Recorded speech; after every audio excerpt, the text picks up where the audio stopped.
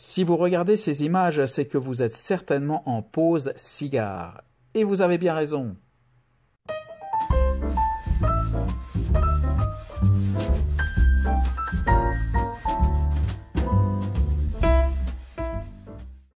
Bonjour et bienvenue sur la chaîne Pause Cigare qui vous propose aujourd'hui une vidéo inhabituelle dans son format puisqu'elle se divisera en 3 parties. La première partie, il s'agira d'un point d'actualité sur l'univers du cigare et également sur la situation concernant les cigares cubains. Une deuxième partie sera la dégustation en elle-même du cigare du jour. Et enfin, une troisième partie sera consacrée à l'orientation de la chaîne, notamment par rapport aux cigares de la République dominicaine. Alors dans cette première partie que nous abordons maintenant, un premier point concernant l'univers du cigare et YouTube. Alors je m'explique, le petit monde du cigare côté américain est assez agité depuis quelques semaines suite en fait au bannissement de toutes les vidéos d'une chaîne quand même assez importante qui s'appelle Cigar Obsession, donc je le prononce volontairement en français. C'est une chaîne qui réunissait tout de même 139 000 abonnés. Et donc le propriétaire de la chaîne s'est vu retirer toutes ces vidéos sans qu'il y ait vraiment une explication claire. Alors cette nouvelle a déjà fait écho sur plusieurs chaînes YouTube, mais toujours côté américain.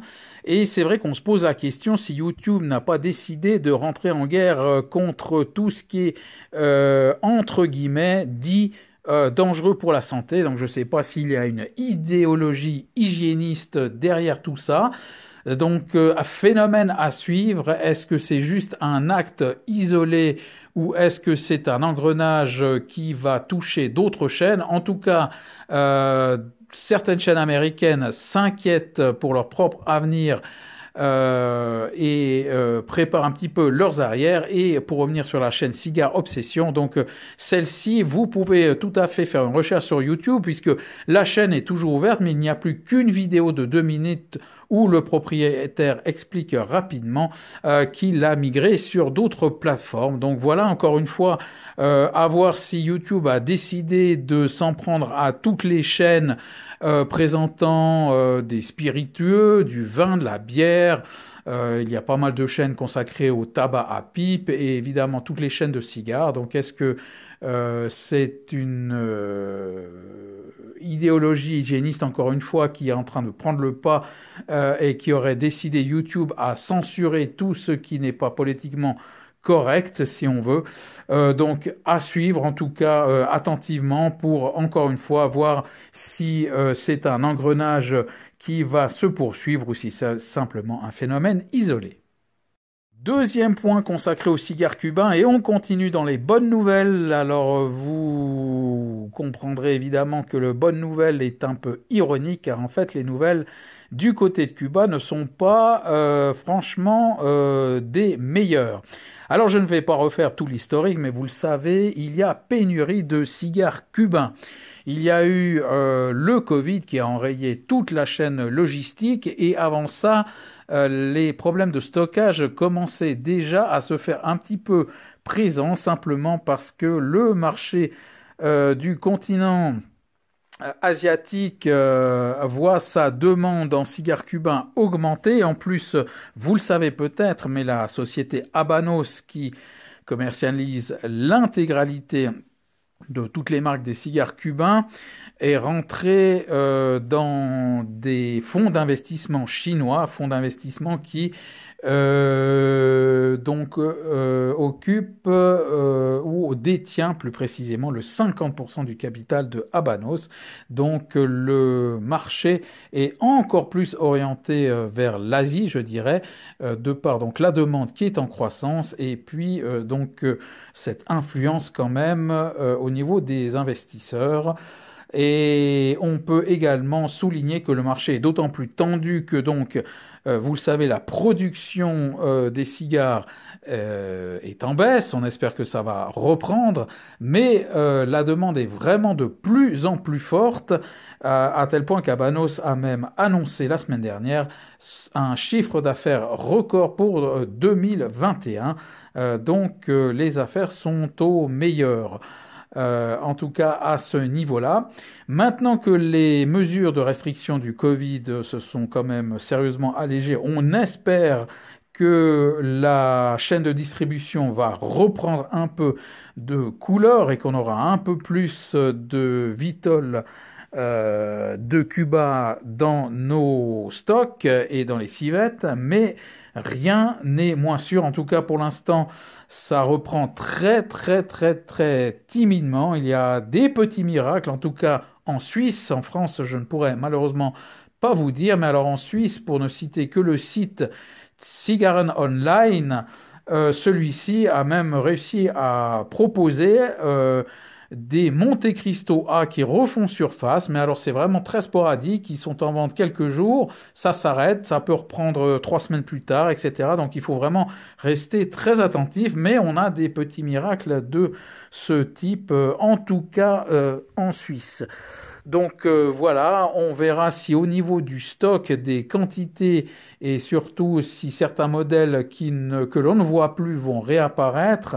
On espère quand même que cela va reprendre un petit peu. Il y a même des éditions limitées qui auraient dû sortir l'année dernière qui ne sont toujours pas sorties. Je pense notamment à un Quai d'Orsay, édition régionale spéciale suisse, qui aurait dû être commercialisé l'an dernier et qui ne l'est toujours pas. Donc ça, c'est un premier point. On espère qu'au niveau quantité, cela va augmenter un petit peu. Mais par contre, ce qui va augmenter, ça c'est sûr, c'est que Habanos a annoncé une très sérieuse augmentation de ses tarifs. Alors, Habanos argumente en disant que ils vont aligner les prix de tous les cigares cubains de par le monde sur la gamme tarifaire pratiquée à Hong Kong. Et Hong Kong est un des marchés où les cigares sont les plus chers. Donc, on va faire un saut au niveau des prix. Un saut qui variera de 5 à 20% selon les marques.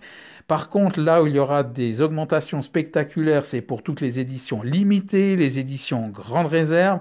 Et surtout, ce qui a déjà été confirmé, c'est que 2 marques, Trinidad et Cohiba, vont voir le prix de leurs cigares tripler. Vous avez bien entendu, ça va tripler. À titre d'exemple, si vous prenez le Cohiba Lanceros, qui actuellement se vend tout de même au prix de 39 francs suisses, ça placerait donc ce même cigare à un tarif à l'unité, donc, à pratiquement 120 francs, ce qui paraît complètement fou. Donc, à observer, mais ça a été confirmé. Il y a pas mal de chaînes et de sites qui se sont déjà fait l'écho de ces nouvelles.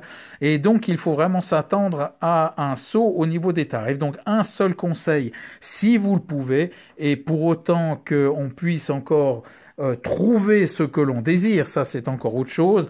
Vraiment, il faut faire du stock. C'est même le dernier moment pour faire du stock avant que les prix ne grimpent. À préciser d'ailleurs que ces changements de prix vont se faire, en tout cas en Europe, de manière désordonnée.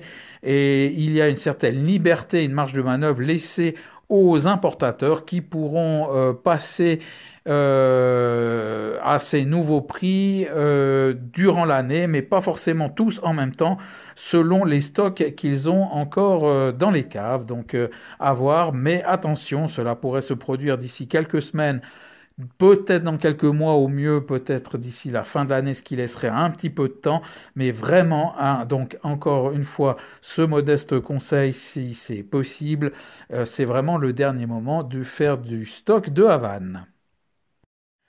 Deuxième point de cette vidéo, on en arrive à la dégustation du cigare du jour, qui est un cigare de la marque La Aurora de provenance de République dominicaine. Alors l'historique de la marque Aurora vous a déjà été partiellement relaté à l'occasion de la vidéo sur un cigarillo, le León Jiménez Petit, une des premières vidéos de la chaîne. Alors en effet, la Aurora est une marque fondée par un certain Eduardo León Jiménez, justement, en 1903, ce qui en fait la fabrique la plus ancienne de République dominicaine. Donc il lance sa marque de cigares, une marque qui va un petit peu se perdre au courant de ce XXe siècle. Alors elle passera dans les mains de plusieurs de ses fils, et puis au cours de ses passations de pouvoir, je dirais, la marque se perd un petit peu. Elle ouvre une fabrique de cigarettes, elle commercialise même des bières à un moment donné. Enfin bref, on s'écarte un petit peu du cigare, mais on y revient fin des années 80-90, et on y revient sérieusement puisqu'il y aura même un des cigares de la marque qui sera nommé numéro 1 par Cigar Aficionado en 2004. Cela n'empêche pas la marque de continuer un petit peu à se diversifier puisqu'elle va même sortir un rhum dans les années 2010, en 2013 je crois, et en 2017 elle va aussi signer, alors je ne sais pas exactement dans quel but, mais un contrat de collaboration, un accord commercial avec la compagnie, un des plus gros groupes mondiaux de cigarettes, à savoir Philip Morris. Mais donc cette marque compte puisqu'elle est vraiment extrêmement ancienne. La fiche technique nous apprend que ce cigare est en cave depuis avril 2021 et dégusté le 19 mai 2022. Son nom de référence exact, le l'Aurora DNA Dominicano Grand Toro. Alors, suivant les sites et même sur la bague, il est inscrit DNA ou ADN, donc c'est selon, mais sur la bague elle-même, les deux dénominations y figurent. Donc on a dit origine République dominicaine avec une cape de République dominicaine, une sous-cape du Cameroun, et quant à la tripe, c'est un blend de République dominicaine, du Nicaragua et enfin également un tabac qui nous vient des États-Unis avec un tabac de Pennsylvanie. Son format, on l'a dit, Grand Toro, 15 cm,3 de long, 2 cm,3 de large, soit un ring de 58 pour un prix en francs suisses de 11 francs 20. Au niveau visuel, on se retrouve en présence d'un cigare dont la cape est de couleur Colorado, relativement luisante, avec beaucoup de nervures, mais assez fine, ce qui en fait pas forcément un cigare donc à l'allure très très rustique. Et puis on soulignera cette bague assez esthétique qui paraît un petit peu de travers, on dirait un losange avec des couleurs assez harmonieuses et le logo de la marque. Donc tout ça est relativement joli. Au niveau visuel, une seule réserve, le pied laisse entrevoir alors vraiment des espaces au niveau de la tripe. Au niveau du toucher, alors première impression, il y a du poids, on sent qu'il y a quand même un certain remplissage, malgré ce pied où on voit des espaces, et au toucher, on voit qu'il est vraiment très très souple, donc un petit peu d'inquiétude à ce niveau-là, surtout que je détecte 2 ou 3 points mous, et à noter que sous les doigts, la cape est relativement soyeuse. Au niveau du pied, les parfums qui nous arrivent sont du boisé, du café avec un fond poivré. Et quant au tirage accru, alors un tirage vraiment d'une bonne résistance.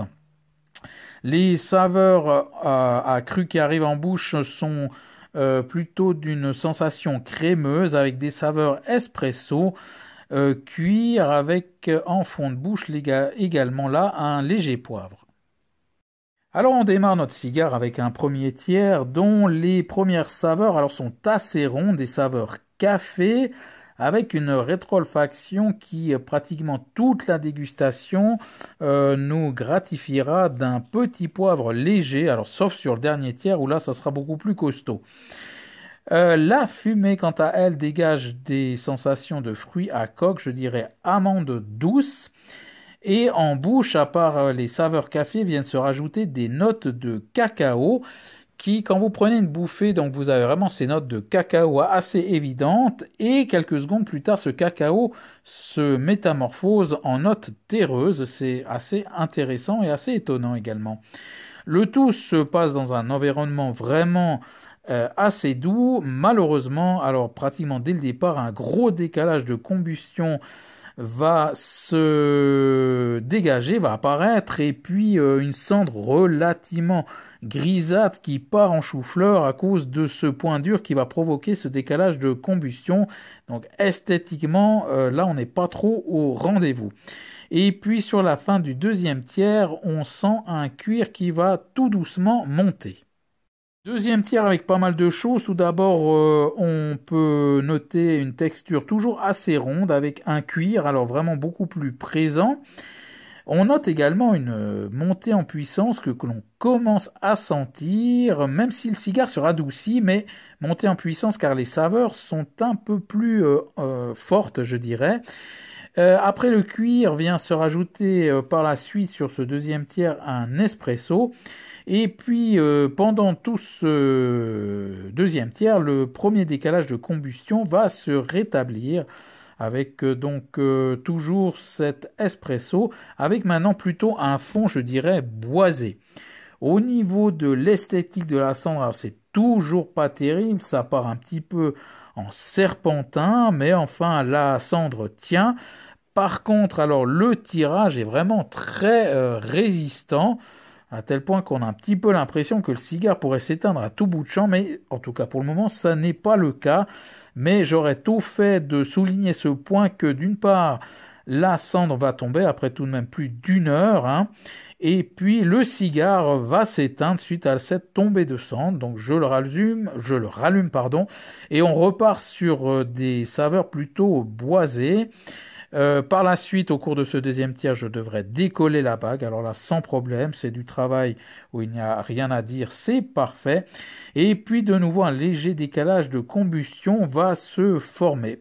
On a toujours des saveurs de boisé, de terreux sur ce deuxième tiers. C'est vraiment ce qui va dominer d'ailleurs. Et puis, cette montée en puissance qui est relativement évolutive, mais toujours là et qui monte vraiment tout doucement. La cendre part à nouveau vraiment alors en chou-fleur, hein, comme je l'ai dit, l'esthétique c'est vraiment pas le fort du cigare. Et puis par la suite, après ce boisé, ce terreux qui est toujours là et qui reste là, des notes d'espresso vont à nouveau revenir. Je démarre le troisième tiers avec vraiment alors un gros dégazage, mais qui sera bénéfique car après on retrouve des notes de noix. Le tout dans une texture assez grasse, donc c'est assez agréable dans un premier temps, mais dans un premier temps seulement, car un nouveau décalage de combustion va se former, le tirage va vraiment se resserrer à tel point qu'il va devenir pénible, et comme la montée en puissance est de plus en plus forte, et d'ailleurs sur ce troisième tiers, vraiment le cigare sera assez costaud, mais comme il faut se veiller à ce que le cigare ne s'éteigne pas, il faut quand même avoir un tempo régulier.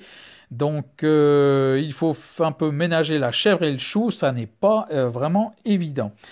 Au niveau des saveurs, alors c'est vraiment après une noix sur le début du troisième tiers, celle-ci laisse place à un boisé, et vraiment linéaire, qui sera présent tout du long, rien que du boisé.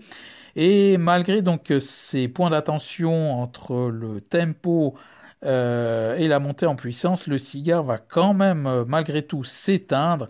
J'hésite, mais je le rallume. Et vraiment, encore une fois, la fin de ce cigare et ce troisième tiers en particulier sera vraiment costaud, ce qui va quand même laisser une assez bonne longueur en bouche. Mais vraiment, ce troisième tiers est long, très long, avec ce tirage qui commence à devenir vraiment fatigant. Et tout cela va donner une durée de dégustation vraiment particulièrement longue, puisqu'elle aura duré 2h42. Au niveau des notes, alors le visuel 7,5 sur 10, je dirais un cigare vraiment correct, hein, avec quelque chose d'assez harmonieux. Le seul point, je dirais, au niveau visuel où il y aurait vraiment une réserve, c'est le pied qui laisse vraiment entrevoir des espaces assez évidents. Donc ça peut inquiéter un petit peu. Pour le reste, je dirais un cigare visuellement correct. Au niveau de la qualité de fabrication, alors 6.2, là c'est vraiment plus mauvais. Bon, il y a eu des décalages de combustion, alors un peu un tout bout de champ, un tirage qui était bien résistant, ça c'était assez agréable au début, mais comme il va se resserrer, il va vraiment devenir fatigant, vraiment pénible et ennuyeux sur la fin. Je ne voyais pas le bout de ce troisième tiers vraiment. Donc là, il y avait vraiment un souci. D'ailleurs, le cigare s'est donc éteint 2 fois. Et puis cette cendre, alors grisâtre, qui part un petit peu en fouillis, je dirais. Elle paraît compacte, mais un drôle de compactage, hein, si vous me passez l'expression, parce que vraiment, vous l'avez peut-être vu, si la cendre tient, elle part un peu en serpentin, elle tient, mais c'est pas beau. Donc vraiment une fabrication un petit peu qui laisse à désirer. La palette aromatique, alors 6.4. Alors il y a eu pas mal d'évolutions, mais sans que je me l'explique vraiment, je n'ai pas été convaincu. J'ai trouvé un peu cette palette un peu brute de décoffrage. Il a vraiment manqué de finesse, ce cigare, et en plus ce troisième terre finissait par être désagréable, vraiment une montée en puissance assez prégnante, hein, je dirais. Et puis comme il fallait éviter que le cigare s'éteigne, il fallait vraiment quand même avoir un tempo régulier, assez soutenu. Donc c'était assez bizarre. Et puis avec ces saveurs boisées très très linéaires sur le troisième tiers, ça va vraiment donner quelque chose de assez moyen.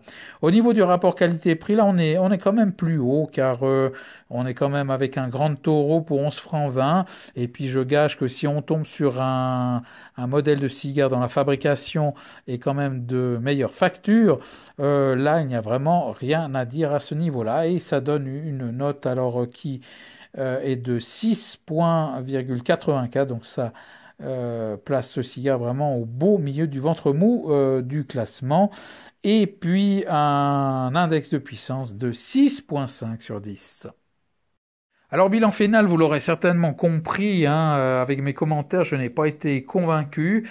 C'est vrai que la Aurora est un peu la marque jumelle, hein, de Léon Jiménez, une marque qui m'avait déjà pas vraiment convaincu. Et là, la Aurora, qui est quand même normalement la gamme supérieure, et eh bien, en tout cas, voilà, la dégustation n'a pas été au rendez-vous. Il y a plusieurs séries, hein, proposées par cette marque. Je ne vais pas m'y aventurer pour le moment, car ça m'a pas vraiment convaincu d'aller plus loin. J'en ai pas d'autres dans ma cave, donc pour l'instant, je passe mon tour. Et puis, à souligner que ce n'est pas un cigare que je conseillerais aux débutants, car il y a quand même une montée en puissance qui est vraiment là et qui ne passe pas inaperçue sur le troisième tiers. Donc, de par sa palette aromatique, je dirais quand même relativement moyenne, très linéaire sur la fin notamment.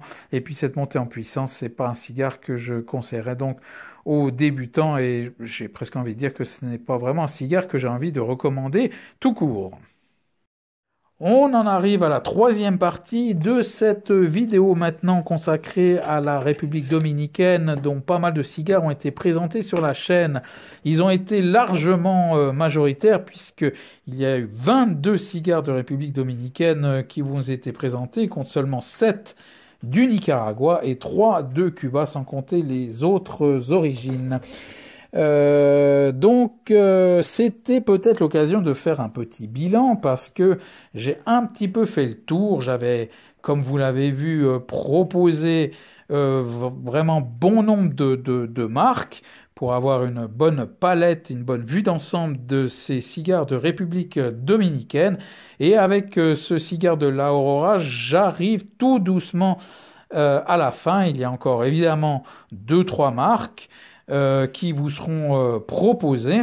Et puis, cela ne veut pas dire un arrêt total des cigares de République dominicaine, car il y a pas mal de cigares de Davidoff avec plusieurs gammes, également des cigares Arturo Fuente, des cigares de la marque Avo, mais disons que ce tour d'horizon de plusieurs marques que je découvrais arrive plus ou moins à son terme, à part une ou deux exceptions. Et donc c'était l'occasion de peut-être de faire un petit bilan. Alors, de manière générale, je dirais que ces cigares de République dominicaine, dans leur grande tendance, me laissent vraiment une impression assez mitigée.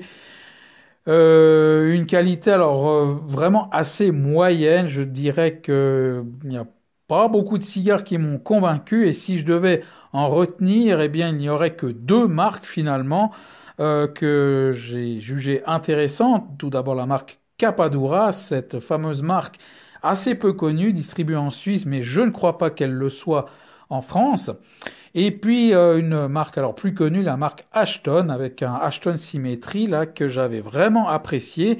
Et ça, c'est des cigares dont je rachèterai des exemplaires. Pour Ashton d'ailleurs, c'est déjà fait. J'aurai le plaisir de vous présenter des cigares d'autres gammes de cette marque afin de voir si on est toujours sur le même niveau de qualité. Mais à part Capadura et Ashton, je dois dire que le reste ne m'a pas vraiment convaincu d'explorer les marques diverses et variées qui vous ont été présentées. Et donc je mets évidemment de côté, comme je l'ai signalé, les marques Avo, Davidoff et Fuente, où là il me reste à présenter pas mal de cigares, hein, notamment pour Davidoff où j'ai au moins un cigare de chaque série, donc ça sera intéressant de voir, plus quelques éditions limitées. Pour Fuente, c'est un petit peu la même chose. Alors là, j'ai pas un cigare de chaque gamme pour Fuente, mais j'en ai quand même un certain nombre. Cela me permet également de faire une petite transition sur la suite de la chaîne, puisque l'on va tout doucement lâcher le terroir de République dominicaine. En tout cas, il sera beaucoup moins présent comme cela était, et on va quand même un petit peu voyager avec des cigares du Nicaragua, Honduras, le Costa Rica que l'on n'a pas encore abordé, certains cigares d'autres origines un peu plus originales, je dirais, et puis vous le verrez, alors la tendance de la chaîne à terme, je dirais d'ici courant de l'été et la rentrée, on va clairement avoir du cubain et du cubain, puisque ces cigares constituent la très grande majorité des cigares qui occupent mes caves. Donc il y a pas mal de modèles, des grands classiques du catalogue, des éditions limitées, voire des éditions ou des exemplaires très très rares. Et donc il faut vraiment vous attendre à une chaîne qui sera vraiment aux couleurs cubaines. Alors pas pour tout de suite, encore une fois, mais d'ici 3 à 4 mois, ça sera vraiment clairement le cas où on aura vraiment beaucoup de chroniques de cigares cubains. Nous arrivons au terme de cette vidéo au format exceptionnellement longue. Et si je devais revenir sur une des informations principales, encore une fois, c'est l'augmentation du prix des cigares cubains. Et donc, comme je le disais, le seul conseil à donner, si c'est possible évidemment, c'est de pouvoir faire un maximum de stock pendant que les prix n'ont pas pris l'ascenseur. Voilà. Pour le reste, j'espère que cette vidéo vous aura intéressé, vous aura donné quelques informations utiles, et pour la suite, eh bien, nous retrouverons un format classique pour les prochaines vidéos pour lesquelles je me réjouis de vous retrouver, et en attendant, je vous dis à bientôt.